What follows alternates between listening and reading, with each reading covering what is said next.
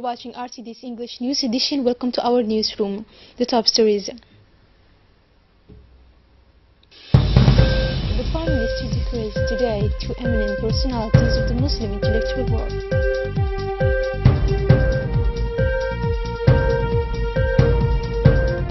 A conviction of Iran violation of the Arab region has been made by the Arab League in Egypt.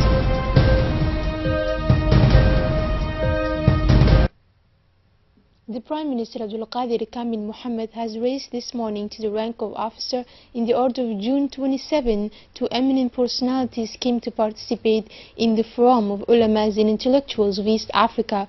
They are Mr. Abu Bakr Othman, Minister of the Republic of Sudan in Awqafs of the Republic of Sudan, and Dr. Sheikh Abdurrahman bin Ghanim, General Secretary of Ministry of Muslim Affairs in the Ministry of Foreign Affairs to the Kingdom of Saudi Arabia. The Sudanese Minister and the Secretary General conveyed to the Prime Minister a message of thanks to the President of the Republic, His Excellency Ismail Margele, for this honorary distinction. And at the end of the ceremony, Sheikh Abdurrahman bin Ghanem presented gifts to the Prime Minister, including a book stand representing a superb reproduction of Kaaba.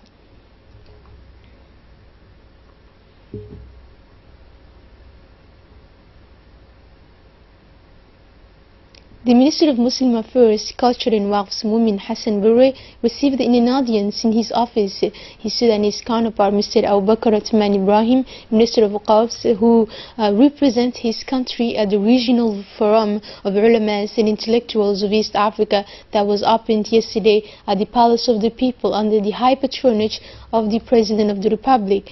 The Sudanese minister was accompanied by a large delegation of religious scholars and academics. The Minister of Muslim Affairs has discussed with his counterpart on the various issues related to the strengthening of ties in the religious field and the participation of both sides of ulamas representing the two countries within the framework of the conferences that are held in Djibouti or Khartoum. And the minister received the Secretary General of the Ministry of Muslim Affairs, Dawah and Guidance to the Kingdom of Saudi Arabia, Sheikh Abdurrahman, who is visiting the country as part of his participation at the Regional Forum of Ulamas. The senior Saudi official thanked the minister for the good organization of this forum, bringing together religious scholars and university professors to discuss topical themes concerning the change of conceptions and mentalities to give the good image of the word Islam in its system of values and virtues.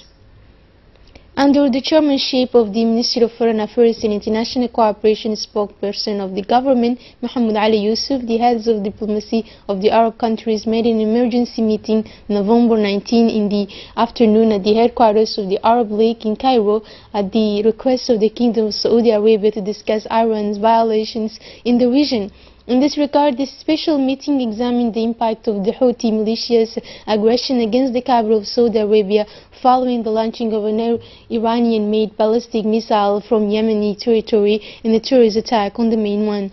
Bahrain pipeline, as well as violations of Iran's regional policy that jeopardize security and peace in the Arab region around the world. Arab foreign ministers have strongly condemned Iran's violations in the Arab region, undermining security and peace, not only in the Arab region but in the world as well. In his opening speech, Djibouti's head of diplomacy stressed that our country firmly rejects any attack on the security of the Kingdom of Saudi Arabia, any threat to the stability of any other Arab state. Coming back to the news of the country, under the chairmanship of the Honorable Ali Soubani, the Committee on Legislation and General Administration met this Monday to consider the draft law number 211 carrying the transformation of the Djiboutian Railway Company. The working session of the Commission was attended by the Minister of Finance and Economy, Yasmou Soudouali. In this bill, it is proposed that the Djiboutian Railway Company changes its legal nature, and this law provides provides for the transformation of the Djiboutian Railway Company, a public establishment, to industrial and commercial character in a limited company.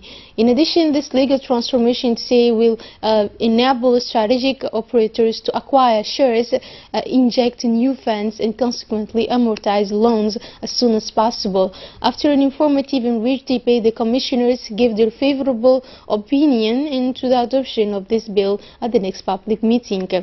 The Djiboutian National Tourist Office hosted this morning a training launch ceremony for the Djiboutian divers by the French Federation of Sports and Underwater Studies.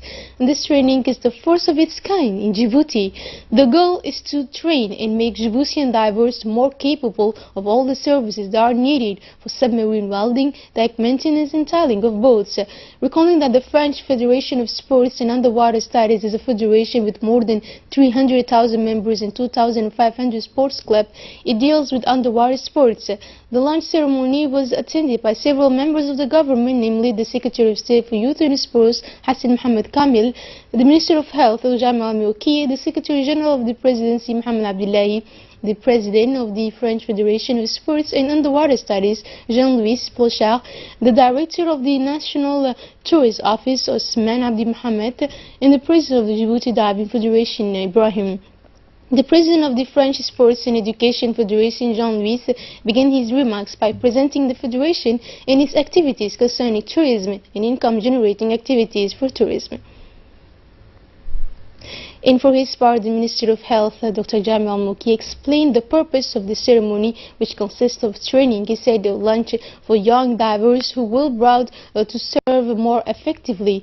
The goal is to train and make Djiboutian divers more capable of all the services that are needed for submarine welding, deck maintenance and tiling of boats. These actions are geared towards professional integration. It is a real profession that develops a sector of tourist attractions, he said. And for his part, the Secretary of State for Youth and Sports, Hassan Mohamed Kamil, said the importance of the activities of the Sports Federation for young people regarding their usefulness in the future. The Minister emphasized the training to fight efficiently the scourge of unemployment through the intensification of training in all areas. Still in the national news, Nassif City today sees the construction of a new road that will now connect the new city to the outer road. The Djiboutian Road Agency has indeed launched the work of this new road, nearly 2 kilometers wide and 9 meters wide. The Djiboutian Road Agency, after acquisition by the Japanese government, began this work to open up this newly built city for the benefit of the disaster and low-income population. The religious attaché of the Embassy of the Kingdom of Saudi Arabia in Djibouti closed yesterday evening activities and programs of the year 1438 in 2017. The closing ceremony at the seat of the attachment of headquarters in Hormuz, under the auspices of the Saudian ambassador in Djibouti, Abdulaziz bin Abdullah Al Saud, in the presence of the Secretary General of the Ministry of Islamic Affairs and Orientation in the Kingdom, Sheikh Abdul Rahman, as well as the Director of the Religious Attachés, Sheikh Abdul Rabbu Ahmed Hakami, was also attended this annual event. The Palestinian ambassador in Djibouti, Mr. Kamil Qassas, the Executive Secretary of the High Islamic Council, Kie Karah, and many researchers and preachers of Djibouti and Eastern African countries. During this ceremony, the participants followed a projection on the most important activities and programs executed by the religious attaché during the year.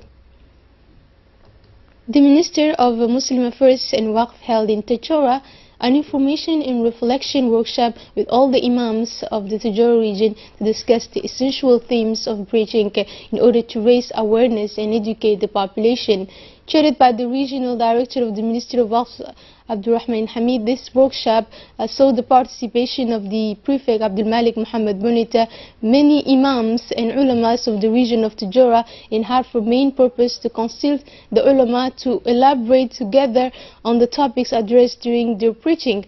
Also, the Prefect of Tachora region, Abdul Malik Muhammad Bonita, who took this assembly of imams, congratulated the organizers to encourage and amplify this kind of reflections and emphasized that Tachora has always been a town of ulamas, and he also reminded that this assembly meets directives of the President of the Republic, who asked to develop the roadmap from the need of the population.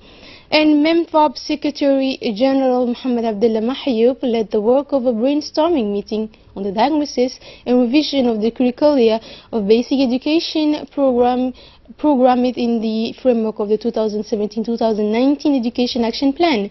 Many inspectors of the basic education took part in this meeting, alongside the officials took part as well. The Director General of the CRIPEN, Said Nur Hassan, first made a presentation on the impatience of the MEMFOB through this revision of the curricula of the average education. He returned to the recommendation of the studies in national constitution, the opportunity for the Secretary General to recall the components of curricula, namely the methods, the teaching materials, the provisions relating to training of teachers and the like.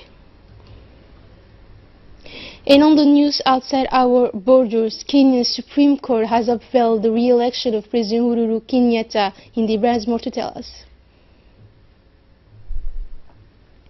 The first day to announce accepted the resignation. President Robert Mugabe giving meeting deadline on Monday to resign after delivering a rambling address on live television that offered no concession.